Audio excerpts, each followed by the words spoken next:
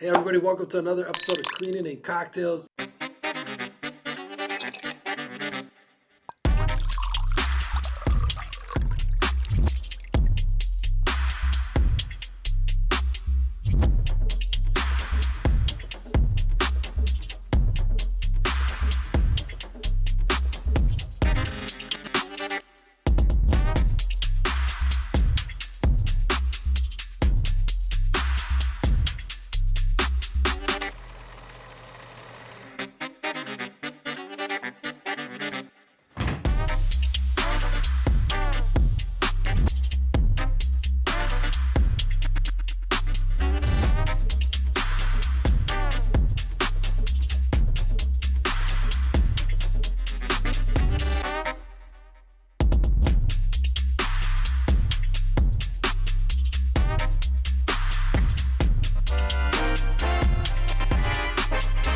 You guys know the deal.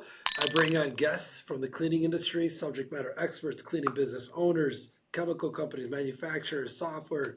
I got a jack of all trades here with me today, though. I got Mike Sawchuk from Sawchuk Consulting from Canada, but he told me he's by Buffalo, Niagara Falls for us in the USA here. But Mike, thank you so much for taking the call, for jumping on here with me. It's awesome that I get to see you 2 times in 2 weeks. We just met each other for the first time in person, but you guys, you're in for a treat. So backstory, I already was gonna have Mike on the show for a minute. We kept going back and forth. We couldn't get each other's schedules. So when we met at the badass event that Angel and James had in Denver, Cleaning Profits, dude, we got a chance to hit it off, Mike, and really kind of talk about what we want to talk about today. So without further more, Mike, I always like to have the guests introduce themselves. But again, guys, it's Mike Sawchuk from Sawchuk Consulting, 30 years in the industry, on the BSC side, on the manufacturing side. Thank you for being here. And tell us a little bit about the 30 years, Mike. How did the journey begin? And talk to us about who Mike is and what you've done for the industry. Well, thank you, Ricky. And first of all, it's a pleasure and honor to be on your show and been following you for a while. And like you said, we've exchanged on LinkedIn, commented each other articles the first time we met in person. And that event, like you said, it was great what Angel and James put together. The diversity of the ages, of the experiences, of the size of companies, the exchange of ideas with all the leading BSCs was second to none. So it was a great event. For myself, I've been in the industry, like you said, around 30 years. Worked with manufacturing, small, medium, and large. Worked with training BSCs, in-house cleaning staff. Worked all assets. So I think it's a little bit different. It's not coming from one silo. You asked how I got into the industry? Just by luck. I fell into it about 30 years ago and have enjoyed it ever since. The wholeness, the quality of the people, and it doesn't matter if you're dealing with manufacturers, frontline staff, BSCs, leadership of in-house cleaning. They're just all great people. So I've really enjoyed my time. Awesome. Well, so Mike, again, a lot to talk about within 30 years, though. But when I was talking to you, I think correct me if I'm wrong, too, set the tone. Mike, you've seen the episode. There's a lot of cleaning business owners that follow this. So I actually want to serve them and make sure we talk about some great talking points here. And I think we talked about operations, efficiencies, and I want to jump into that, right? I really do, just because I'm not even kidding. Like 30 minutes ago here in the Rosalado office, right? Everybody knows I have Rosalado, I have Route. I always forget to introduce myself, but I have many different brands that I work with, but I always stay near and dear to my heart, which is Rosalado, my family business. And we had an operations huddle up, right? And for many of you, it doesn't matter what size you are or how big you've gotten or how much you're growing, there's always problems that arise. There's always issues that you have to address head on. And there's always change that has to happen. I want to really put in context and talk about the cleaning business owner that's under 2 million in revenue, Mike, because I think that's a majority of the industry. There's many of those and that try to break through. Can we start with, from your experience being on both sides of the industry, and you consult, right? And we'll get into consulting too. Early on, in those first 1-2 years, I think even the first year is critical. What are some things that cleaning business owners should be thinking of when it's operations? Because I think many of them are so focused on sales, they're not even thinking operations because they want to grow. So if we could touch on just operations in the first couple of years of business. It's a great question, Rick. And you're right. When they're first starting out, it's pretty easy. You getting some customers is not a big deal. So you're able to get some customers. You're doing a lot of cleaning yourself or family members, friends. Then you say, okay, I need to add 1 or 2 staff. That becomes relatively easy. But then what they don't realize that after a while, if you don't have that rock solid operation, it's going to be difficult to grow, because if you're not able to give consistently high levels of customer experience that they're enjoying what they're getting from you, then how do you grow? So then on the operations side, it becomes the 2 challenges I see, Ricky, is number 1, they reach a plateau. How do I grow sales? And at the end of the day, if they figure that one out, but if they're not able to get their second pain point, how do I attract and onboard and train and retain quality people, how do I sustain my operation? So they really need to do both. And we try to help them out in both areas. Attracting sales is one, but that means nothing if you're bleeding at the other end, if you're not able to attract, retain, and develop great people. Conversely, if you're able to have these solid operations, attract good people, but if you're not able to attract extra sales, what good are those extra people? So the biggest thing I think for operations, what I try to bring is that it's the analogy that I use is it's like a car. If you're sitting there in your office and you think of your car, close your eyes and say, what kind of car? What you see, the shape of the car, the color of the car, the size of the car, the tires, the rims, the amount of tint, you look inside, the amount of gauges, etc. That really is the operations. So it is the first thing that people see and the first result that you have. And in the second part, where we talked about attracting great people, that is really your engine and drivetrain. So you could have this fancy car, but if you put a lawnmower engine on it, how responsive, how quick will it be? So it becomes important that the foundation of a cleaning operation is to have that rock solid operations, and that's your policies, products, procedures, and protocols. And then you need to augment that with a strategy on how to attract and retain and develop great people if you're looking for the success moving forward. And then what you and I talked about at the event, there's all these great ideas, all these great speakers and great interaction, but for the roundtables. And I think the conversation was something, Mike, all these ideas, how do people implement them? And I think I mentioned to you that in one of my modules, I put out a 7-point plan on how to better implement new ideas, because the fact of the matter is people come to that event or they go to the ISSA show, which we talked about earlier, or they go to BSCAI, they go to any event and they leave there full of fire and vim and vigor and saying, wow, what great ideas, and I'm going to do this and I'm going to do that and I'm going to do that. The weekend settles in, Monday morning settles in, all the problems. And the end result, most people with great intentions do not implement the great ideas that they have in mind. And so I think it's important that as you're starting out, that 1 or 2 million, you need to listen to the Rickies of the world. You need to be the sponge and get all this information, yes, but you need to be able to implement something, even if it's just 1 or 2 new ideas. That is rock solid for you to grow that foundation of operations and then be able to get the right people. And then thirdly is to get that right culture, which is the fuel of your operation. Yeah. All right. Cool. Multiple touch points here. So the later part, I definitely have something there, but analogy of the car, I actually think that's genius. I love that. And as you were talking, I'm like literally picturing like the car, right? So it could start off vanilla, blank, right? Like not busting on Tesla, but Tesla, it's a plain vehicle inside, right? But the meat and potatoes is that screen that gives you what? All the gauges and everything, right? So I feel like that is a cool analogy, because as many gauges as you have is the metrics that you have for your business, right? Am I running out of gas? Do I need an oil change? What's the RPM? Am I growing too fast? We could go deep on a car, and then the business that you have and how much layers you add to it and metrics and gauges. So that's pretty cool, man. I think that's, on a side note, that would be a cool exercise for us to, there's a lot of reference and a comparison actually. Yeah. And what you just said, Ricky, is I also have another analogy. It's like a pilot. So when you were flying from Denver back home to New York, that pilot sitting in that cockpit, what they have, they had this dashboard. And all they were doing is looking at what you mentioned, all the KPIs. And that becomes important with your operations. As a leader, you should have a dashboard that puts all these KPIs, and it just says, okay, here's where we are today. And then you start making those fine adjustments. Okay, I might change a product or change a procedure or change how we hire, how we train, how we onboard. And as long as you're constantly measuring what's important to you. Now, every business may have different objectives and different pain points. So you have your dashboard around your objectives or around your pain points, but you need to be sitting there driving that car, flying that airplane, and have that front and center and always be making those adjustments. So that is critical, and I love your analogy. Yeah. All right. So Mike, let's talk about, I remember your Sims, you're an advisor for Sims and GBAC. So I want people to know about that as well, because I think a lot of the audience may not know what that is. So I'm going to touch on that. But before we go there, the smaller business owner listening again, because I've heard this before too, man. We're trying to share as much as we can. But Rick, am I ready? I don't think we're ready yet. We're not there yet. I hear that we're not there yet a lot, right? Like we're still trying to get our bearings in this, and like, how can we help people think ahead without losing sense of where they're at today, right? But like I've learned myself, even at the size I am and the growth that we're having, it always helps to think ahead, right? Look around the corner and just be prepared. A lot of us react, especially in this business, right? It's a very reactive mindset that we have because you react to a complaint, you react to a new account. What's your response to people that say, we're not there yet, we don't have the manpower, I don't have the budget, I can't get there? What's helpful shared experiences or advice that we can give them? It's not a matter of expenses. Okay, when you have a small operations, you need to start documenting. So if at first it'd be pen and paper, but then start digitizing. So what are your products that you're using? And at the show, they talked about sustainability. In our industry, a lot of BSCs, they're being greenwashed or they're greenwashing their public. Oh yeah, we green clean. And you drill down. Well, no, they may have 2 or 3 products that are truly green or green certified, but the bulk of them isn't. So it's really starting off with documentation. Here is what we actually have. These are our products. These are our SOPs.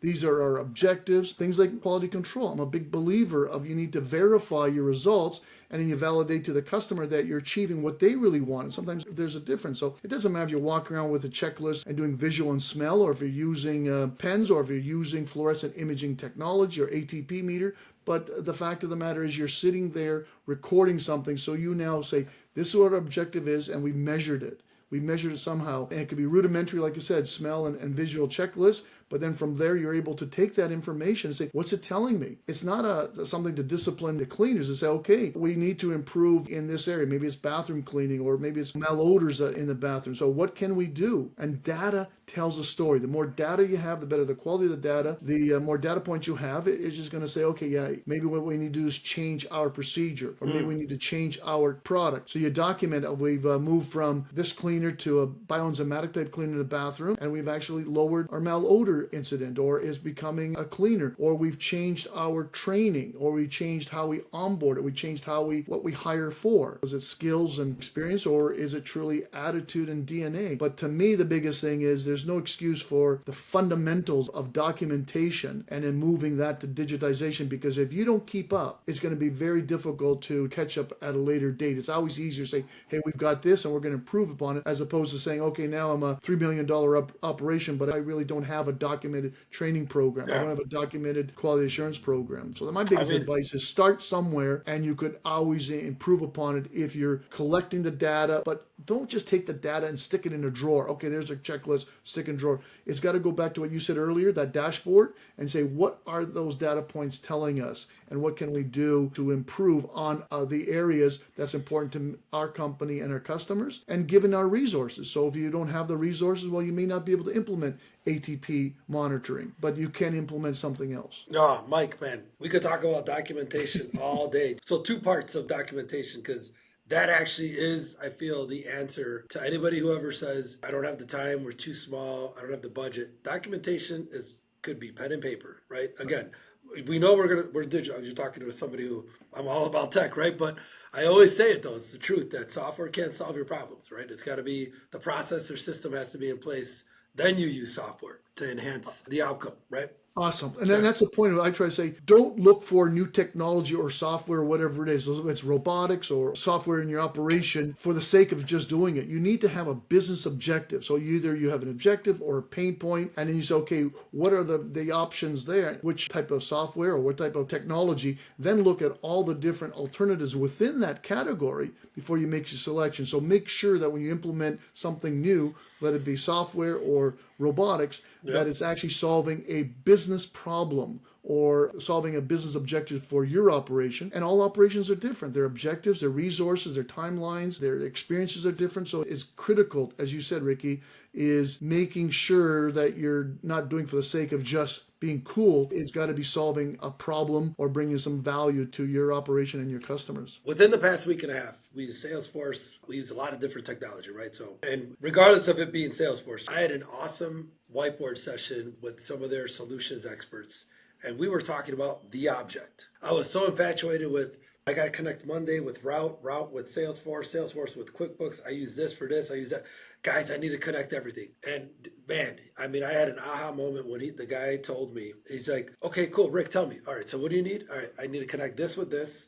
I need this data from this data. So again, I'm getting technical, but there's a point. So then Mike, he's like, okay, cool. And then what's the most important one, Rick? I'm like, you know what? Route, Salesforce. I need those 2 to connect. Okay, cool. Now, what is the most important one? I'm like, I just told you. It's Route, Salesforce. He's like, no. But what are you trying to connect? I'm like, those 2. He's like, what is it that you're trying to connect? I'm like, the client and location data. Boom. That's what we care about. He's like, I could care what everything else is the object. What is the object? The data points that you need.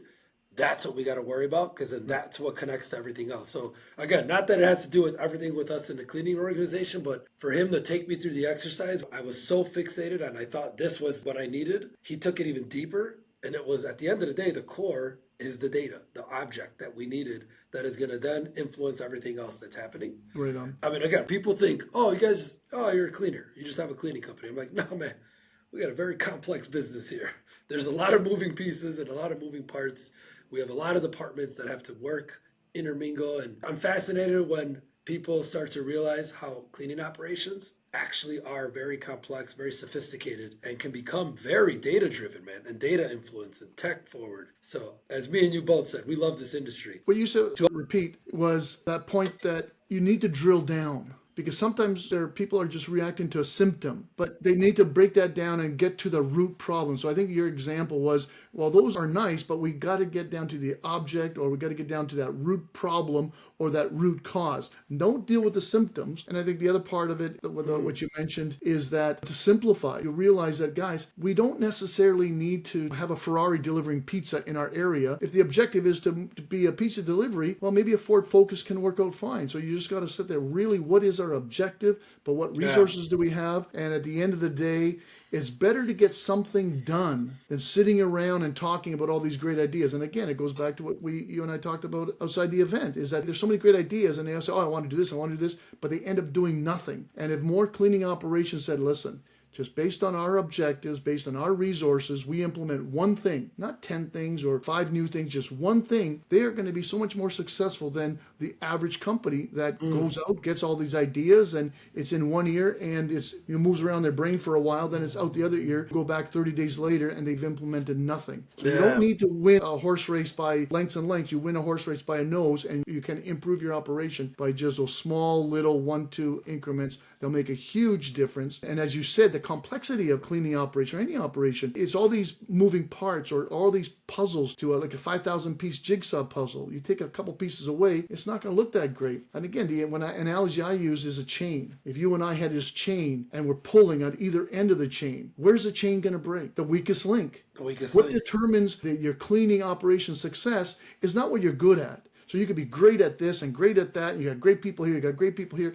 but what's going to determine the level of success is your weakest link. That's where the chain's going to break, that's where your operation is going to break. And I think that with that dashboard analogy, you're constantly looking at your dashboard and trying to identify, where's my current weak link? I'll fix that. And then relative to everything else, there'll be another weak link. It's not rocket science. So what we do is just really having the discipline. Yeah, no, man, you are. That's it. The thumbnail and the episode is going to be Mike, the analogy. Mike, the analogy. No, so Mike. So well, let's drink to that then. There you go. Cheers. Cheers. I got Mike drinking bourbon, guys. I got Mike drinking some bourbon right now. Mike, I want to drill a little bit more on the small win, because now that I feel like the industry is moving into this new era of more opportunity for business owners to meet, connect, grow, empower each other. I feel like the days of, we're still very competitive, don't get me wrong. We're competitive in nature, but I think we're willing to share more and grow more. But to your point on take one thing that you went to an event, my question to you is, how quickly does somebody have to implement that before it's too late? I mean too late, but too much time has passed and it's almost like, man, you lost the opportunity to implement, because now you're working on something else. What I think you said is that sharing ideas, because every operation is different. And it doesn't matter how big or how small or how successful they may be, there's always an opportunity for improvement, and becomes a mindset, Ricky. If they're complacent and say, you know what, I'm at this size, all is good, I'm making a ton of coin, my employees are happy, and that's cool. Here's another analogy for you. If you're only going to coast, there's only one way to coast. Downhill. So if you're not improving relative to your competition, you are going downhill. So to answer your question, Ricky, I have this 7-point plan. So the first thing is, you don't want to just get hung up and say, oh, I got this great idea, and run off on that. You got to sit back, and I call my point number 1 of the 7-point is populate. The 7 P's, populate. So it's like at home where my wife has a grocery list. She gets an idea, I need this. She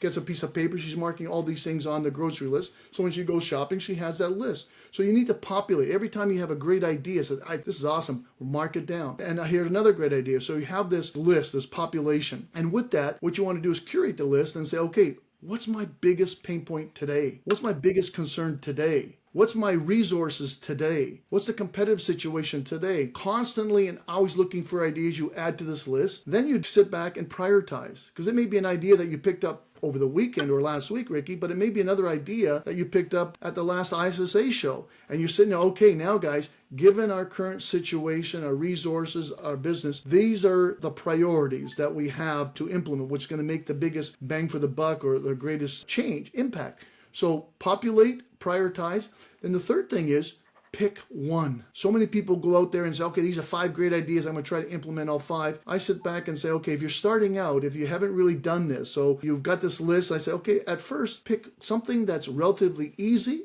and relatively quick to do. And involve your team members. So you say, okay, guys, here's 10 ideas. If you have 100, I wouldn't share 100, but say, here's 10 ideas.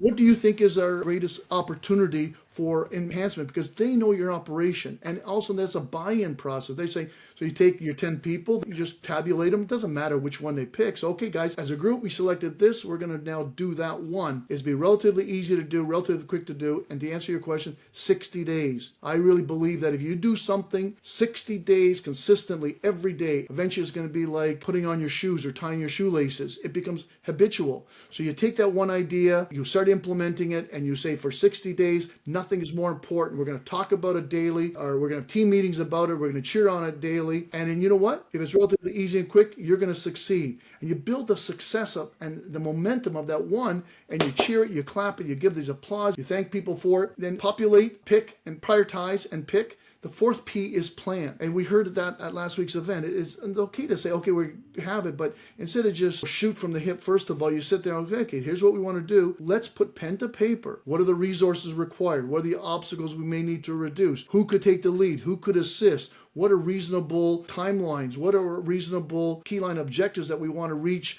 And it may be once a week or once every 2 weeks, etc. But it's critical, and I think you're going to get the drift that I'm a big deal on data validation, but develop a very detailed implementation. Who does what, when, where, what resources are required, etc. Then the 5th P is punch it out. Get it done. You put the plan, and you could put it on a Google Docs, you could put it on an Excel spreadsheet, but you want to be sharing that. So everybody now knows it's not a Ricky flavor of the month. That's what he said last week. Let's ignore it because next week he's going to have another idea, but you're going to say, no, this is not going away. We've got this plan. It could be updated, but we're going to talk about it at our leadership meetings. We talk about it when we're talking to our employees. So everybody knows that failure to implement is not an option. We may need to adjust and be flexible and fluid as we're doing it, but we're going to do this, guys. We're going to do that moving forward. And as you're punching it out for those 60 days, and you got to recognize it's okay to miss deadlines. It's okay to miss things. That's cool. But you want to be fluid and flexible. So we may change what we do, but we're not going to change our idea that we're not going to go through. We're going to carry through it. But what we thought 60 days ago may end up slightly different because you're learning along the way. And remember, even if the idea is not 100% implemented as you thought, trust me, Ricky, you're going to have significant improvements just by you're building that team, you're focusing on one thing. Now, from there, make sure you promote. The 6P is promote the success. You want to, applaud, thank you so-and-so for that hard work. What a great accomplishment that supervisor has done. So if it's one team or a team within one department that you have, Ricky, but you create excitement, you create this momentum. You want to, people say, I want to be on the next team, Ricky. I want to join that next team. I want to volunteer. I want to be the one getting all those accolades, etc. After 60 days, the 7P, repeat. Go back to that list that you have, that grocery list that your wife put together and say, okay, we've accomplished this. Now, 60 days later, maybe our priorities have changed. Maybe our resources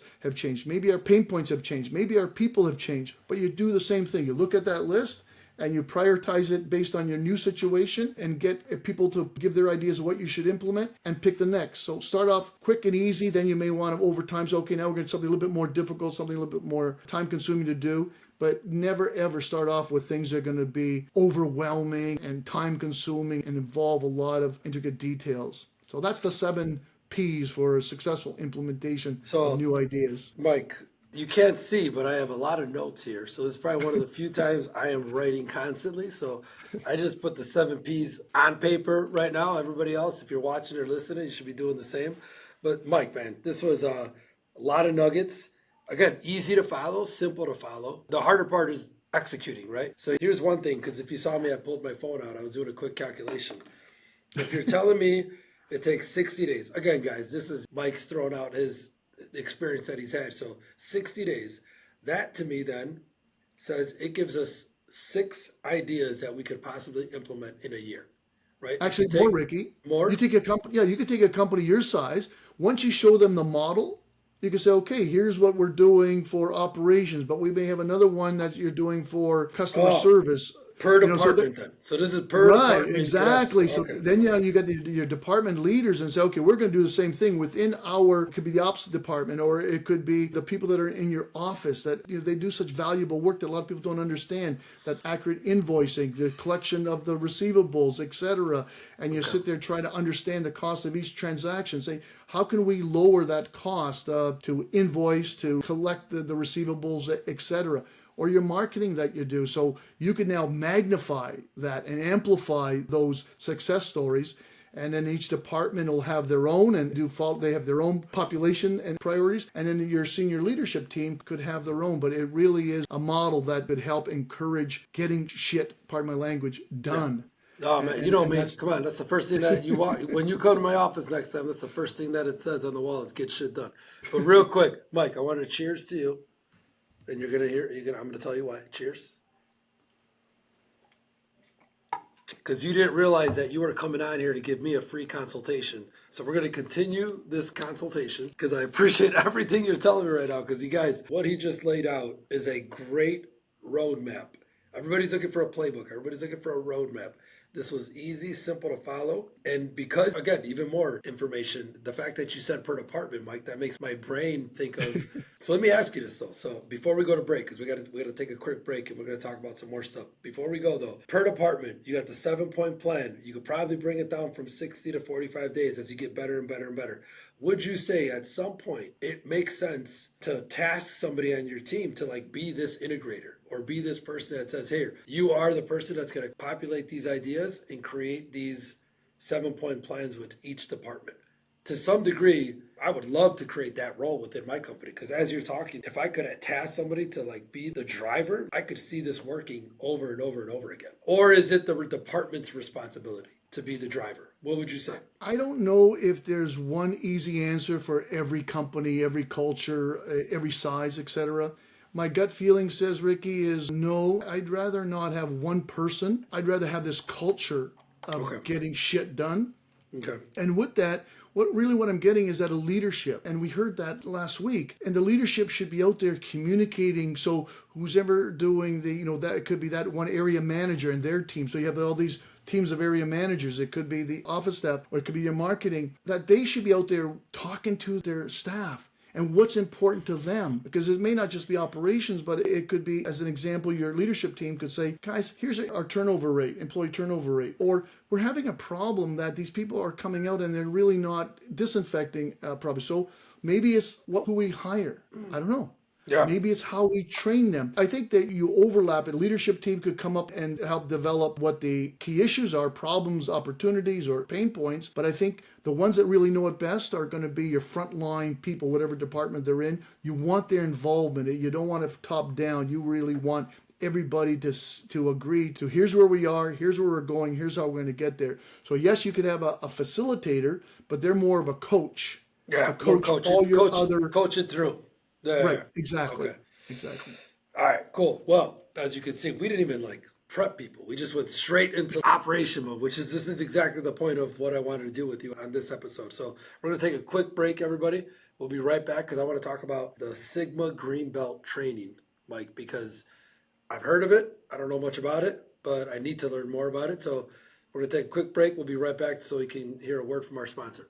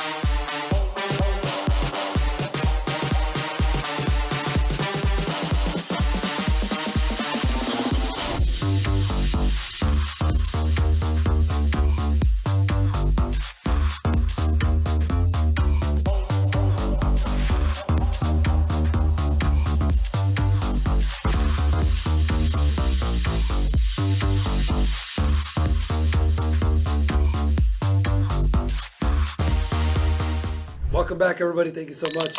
So, Mike, as I said before the break, actually, before we talk about Sigma Green, I forgot I wanted to talk about, I got to pay homage to my ISSA peeps, the GBAC and the SIMS. These are great programs in the ISSA organization. You're a part of it. You're involved with it. Could you share with the audience again some of them?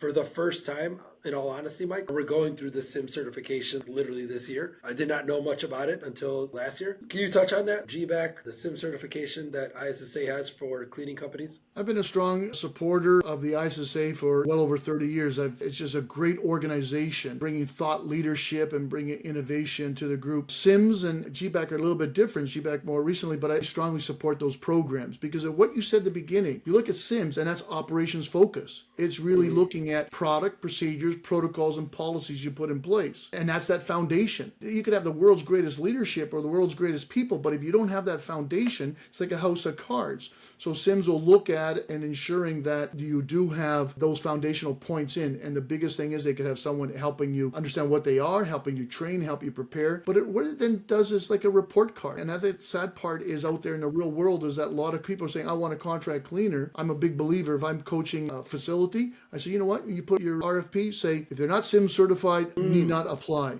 Yeah. Okay, simple as that. And that's just the same so that thing. It holds some good Yeah, weight. that's how big I believe in it. Saying if you're not SIM certified, because you got the people that may stretch the truth a bit and lie, etc. But SIM certified says no, they at least have this foundation. So then after that, so that's all we're going to accept. From it's like you see those ads. Or if you don't have a high school diploma or you don't have a university degree, you don't apply. No. So if you're not SIM certified, if I was looking for RFPs, that'd be the first hurdle. Then you could look at pricing, their referrals, their testimonials that you have, and all the other things you need to put in place. But and as you know, ticket, you're not going to pick up your dry cleaning. So the same thing there. If you're not SIM certified, I wouldn't even entertain them because there's so many great companies out there. GBAC is focusing more on cleaning and disinfection. And I think the problem out there, and you see it, you hear about it, and even in LinkedIn, people don't understand that cleaning and disinfecting are two separate things. And you could accomplish the objective of leaving a surface clean and healthy with just cleaning. You don't need to disinfect everything every day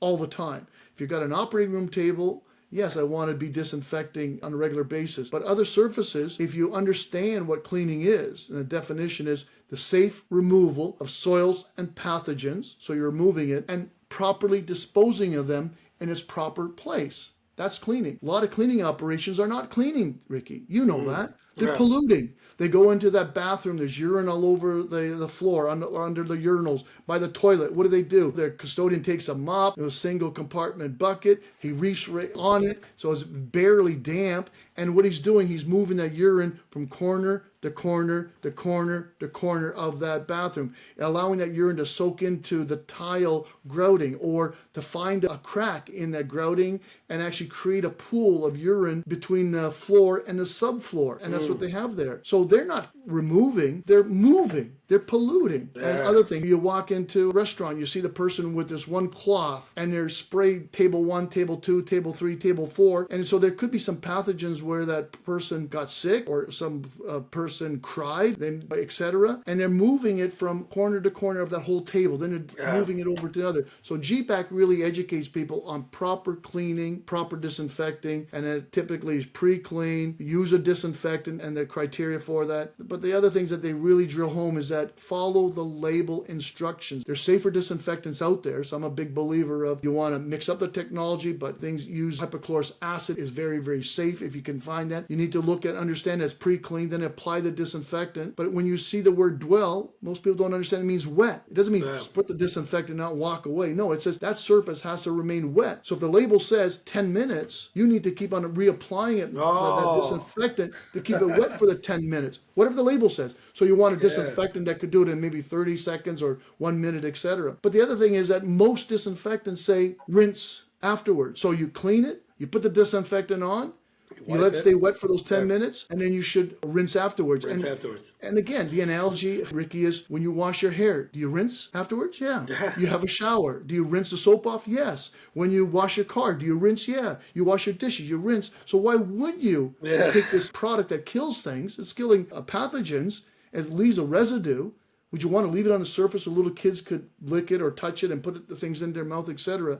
So G-Back, I think, is a phenomenal for elevating BSCs and cleaning operations to say, we are truly a professional, we understand, we're using the right products, we're using the right procedures, we have the right protocols in place, and with the right policies. And both Sims and G-Back does that. I applaud both those. Man, Mike dropping nuggets, you guys. I mean, we got real technical right there. And this is where I struggle, Mike, too, is we need to have these conversations with the client side, too, right? Like the client needs to understand, which I have seen firsthand, Mike. So I'm excited about what's coming for the industry. Is even just a walkthrough I did last week. They literally said, I need you to bid to perform this work. I do not need a low price. I do not need low or fast production rate. Take the time you need because I want high level, high touch point cleaning and disinfecting when I request it. They said that. They said, I want the cleaning on a normal basis, but I want you to also worry about disinfecting practices thereafter. And this is not a healthcare location, right? So, and this is happening more. So like the client is learning about it. So we as cleaning company professionals, we got to get educated. So I'm with you on, we haven't been G-Back yet. We're going through Sims first to get that done. And then I'm going to have the team go through G-Back as well.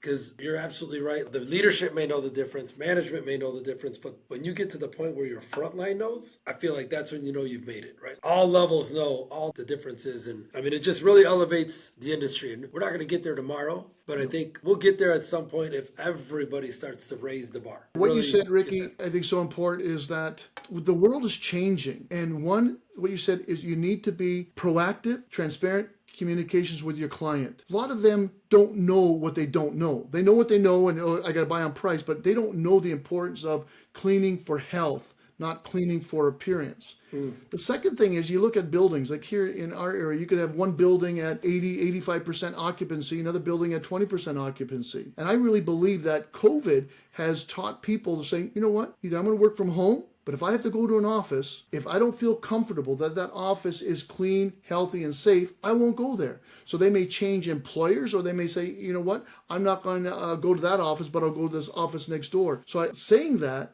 if people want to attract people to that restaurant, they want to attract people to that department store or to that office building, they're going to have to really understand that they're going to have to be transparent and open with their customers. And so I really believe that what you're going to see that with this convergence of all these technologies taking place, Ricky, so you see this moving from 4G to 5G. What does that mean? Well, it really means you're moving from a single lane highway driving 30 miles an hour to this multi-lane 8 or 10 or 12 lanes either way at 100 miles an hour. So greater capacity and greater speed of data could be moved with 5G. Then you look at blockchain. Well, then it's not your data or my data. This data is going to be shared up there and they understand what blockchain can mean. It could be things like, why are we buying an HVAC system? We don't want that. We don't know how to maintain that. What I want is a healthy environment. So why don't we just have the manufacturers of the HVAC come in and say, okay, we're going to charge you so much per month and we'll give you that environment. It'll be our asset. We'll do the preventative maintenance. We'll do all the maintenance on it. And they know it best. And you look at, so that's blockchain. That's the moving from 4G to 5G. You look at artificial intelligence and augmented learning, etc. All those things are going to really mean that we're going to move from this industrial or service age and to an age that I call it focus on customer experience and employee experience. That if they're not able to keep their employees finding the best of the best at their company, if they're going to have the best of the best employees go to their competition, how do you survive long term? So they're going to have to say, I need to be focused on my employees and I need to be focused on my customers. And I really think that FM people understanding the convergence of all these technologies coming together. It's not going to be BSCs. The leading BSCs are going to be there. They're going to be dragged into it. But that's when people like yourself, you're going to be able to communicate with the customer and says, hey, I'm not here to give you something that looks clean. I am going to give you a clean, safe, healthy facility. I'm augmenting that with what you said, the data. Here's the data that we're going to share with you. That is going to be continuous monitoring. And it could be the indoor air quality on these KPIs. It could be our cleaning on these KPIs. And not only are we going to share it with you, but we're going to share with you those inflection points. And when you see something has changed, marked improvement, you're going to be able to know that Ricky's team has done something. They may have changed a product, they may have changed a procedure, they may have went back and looked at how they onboard or train employees, they may look at how they coach their employees, but that data is going to show and you are communicating with the customer. So at the end of the day, I really do believe that they're going to say, what good is having cheap cleaning if I can't get employees that come to my building, or the kids won't come to my school, and you're reading about that, or the customers aren't going to come to mine. They're going to understand that cleaning is not a cost, it's an investment. Now, we're not there yet. We're not going to be there next couple months, but the mindset is what you said, and I 100% agree with you, is that we need cleaning operations to say, you know what we do is important. Our people are important. They are just as important, Ricky, as doctors, nurses, EMS, firemen, police officers, in my opinion. A lot of those guys they're sick already, then they go see the doctor. Yeah. Cleaning helps prevent illnesses and sicknesses. So once society starts understanding that cleaning is that important, cleaners are that important, and the operations are that important, they're going to say, okay, now what we want to do is making sure we're getting good value for our dollar. The cheapest price is irrelevant if I now have to shut down my university or shut down my school, etc. But it takes education. For sure. It's gonna, 100%, man. And that's why, again, I think it's an opportunity. I found in the beginning, when I always tell this to everybody, right? It's like in the beginning when I first started, I didn't really pump my chest about owning a cleaning company. I was like, oh man, I was not proud to own a cleaning company in the first couple of years, okay? I was not. Honest transparency. As I grew to love what I did, and as I grew to see I was able to provide a lot for the team, and people were growing, and it's professional, and I'm going to the events, and I was exposed to, you know what?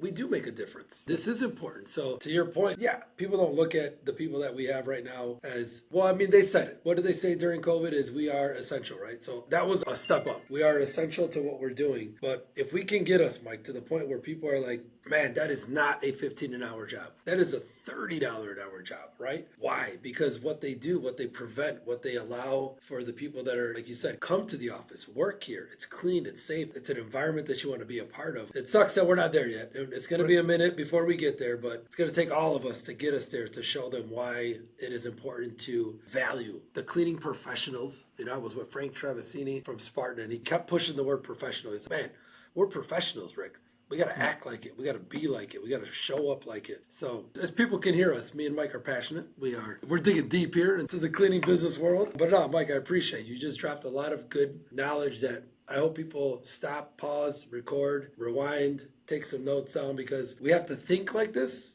in order for us to be looked at like this. So again, super pumped, man. You got my mind going on so many things that it's like, man, why didn't I message it like that before? But I mean, what you did with the cancer event, and you're giving back, and you said something about give to your employees. You have all these employees, which are part of families, you contribute to a family. So what your operation is very important, that they're giving. Then you give to that cancer. Then you go out and donate your time to help others, like Tony at the event last. I heard you talk, and I just sensed with you that there wasn't just, oh, that's Tony. No, there was a connection between you and Tony. You really wanted to see him succeed. And then now you join and volunteer your time to go to the ISSA. It's a great event, and maybe some people complain about it, but they could sit back and complain. They got to get involved, and I think that's what's important. You got to get involved with associations or the organization, or else don't complain about nothing. There's so much that we could do, but it's going to take some energy. And then it's nice to see the younger people coming up board and being passionate about the industry, and being this openness to learn and dissect the information, and said, this is what will work for me and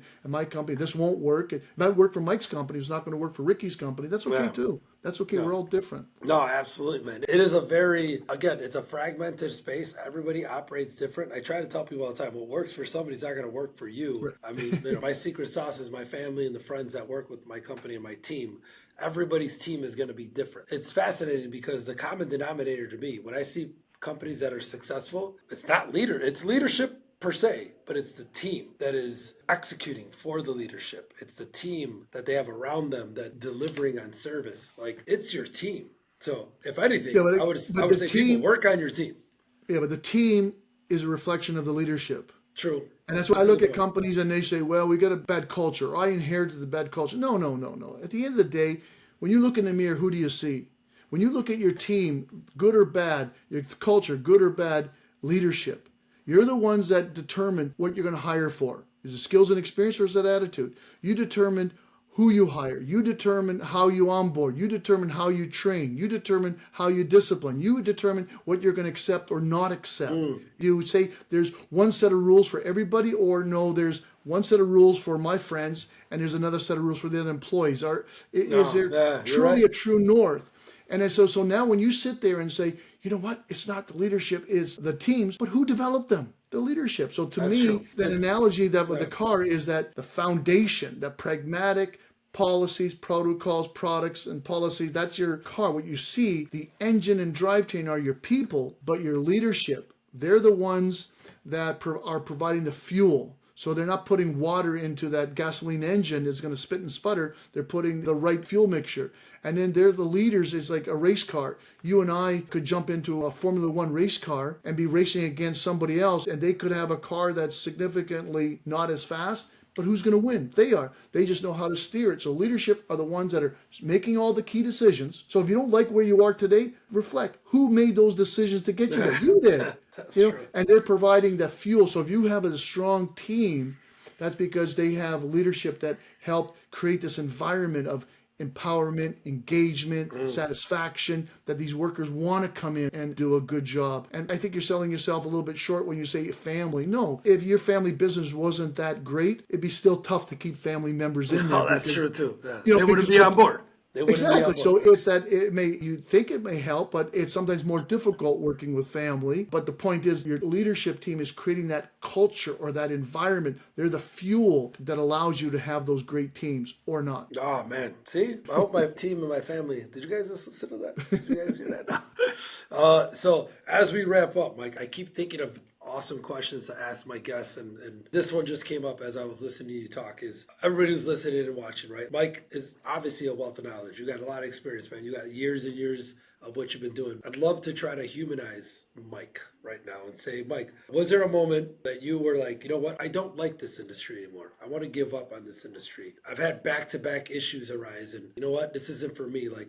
was there a moment like that, and how did you get through it and come up on the other side? Because I think it helps, especially the smaller business owners in our space, because it's a tough environment. It's very competitive. It's a dirty, unglamorous industry, but there is light on the other side. There is success stories. There is the feel-good stories, and there is people that are very happy and doing very well for themselves. What about you? What was that moment in time, and how did you push through it, and are you happy that you are where you are today? I'm blessed in many ways, Ricky, and it goes back to family. I've got a beautiful wife, and we've had a great relationship, married for 32 years. We weren't blessed with children, but we believe we're put on earth to be good aunt and uncle to our nieces and nephews, so that's a blessing. I think the key is, we heard it last week with Coach Michael Burt, you need to sit there and, what are you doing? Are you good at it? And do you like it? And if the answer is, I don't like doing it, so if it's BSCs, then get out. If you're not really good at it, you got to make a decision. Either you got to figure out how you're going to get some help or get out. But if you like it and you are good at it, again, it's not me, Ricky. You've heard it over and over and over. The theme of last week's meeting is that, you know what, you got to just go to bed hungry. You got to work at it. Nothing's easy in life. It's like that iceberg principle. Hey, look how successful Ricky is, and he's doing this, that, and the other. But they don't understand how many hours of work and pain, suffering that you may put into it, and your family and your wife and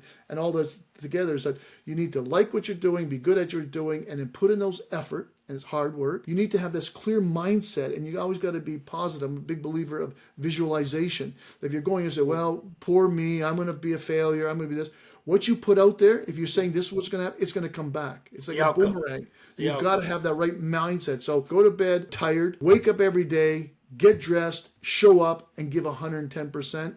You will succeed. But you need all components. You need to put the effort in there, not just window dressing. You got to really put that honest effort in there. You need to make sure that you like what you're doing, and that's what fuels that sacrifice. And then lastly, where you need help, you get help. You could buy the expensive coaching and consulting, or do what you do. Go to different events. And you give something to someone, they're going to give something back. That's what human nature is. If Ricky gives me something, I feel guilty. I want to give Ricky something back. Yeah. You know, join the ISSA, you join the Cleaning Profits event, etc. But if you go in there with that mindset that says, I'm here to learn. I know what I know. I probably know what I don't know. So I want to learn what I don't know. But the biggest thing that I would recommend is people open your mind and figure out, what is it that you don't know that you don't know? That's where the biggest opportunity for success. Don't have these mindsets. I know this. I don't know that. I don't care about that. I'll hire there. You got to go out there and say, what is it that I don't know that that I don't know and try to fix that. If you do that, you're going to be successful because this industry, and I left, and I think I mentioned it to a couple of people at the event last week, is that I left excited,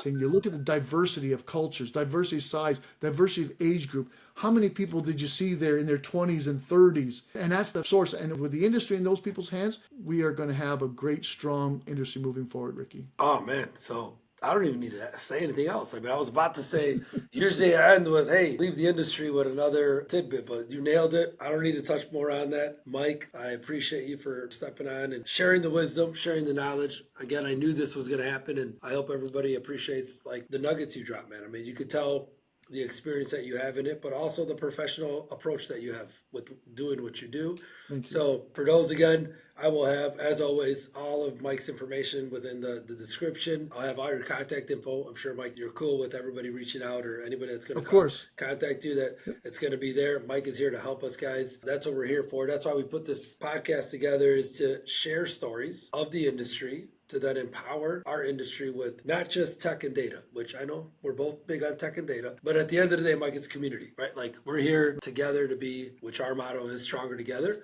because that's the only way I think people can grow, is when you're working together. So I appreciate you. Thank you so much for joining us. And man, I'll see you soon. Are you coming to the ISSA show in Vegas? Are you going to be there? Undecided right now, but I hope to be there. All right, You so know, I gotta, like I said, I've been there many, many years. I gotta nudge you. I gotta nudge you and push you to come on by, because I'm hosting a big party out there. So I want to make sure that Mike Sawchuk is there with me. If I'm there, I'll be at the party for sure. All right, cool. All right, well, Mike, thank you so much. I appreciate it. Guys, thank you for tuning in on Thank you, Community Ricky. Cocktails. I appreciate you guys. Until the next one, cheers and enjoy the rest of the weekend.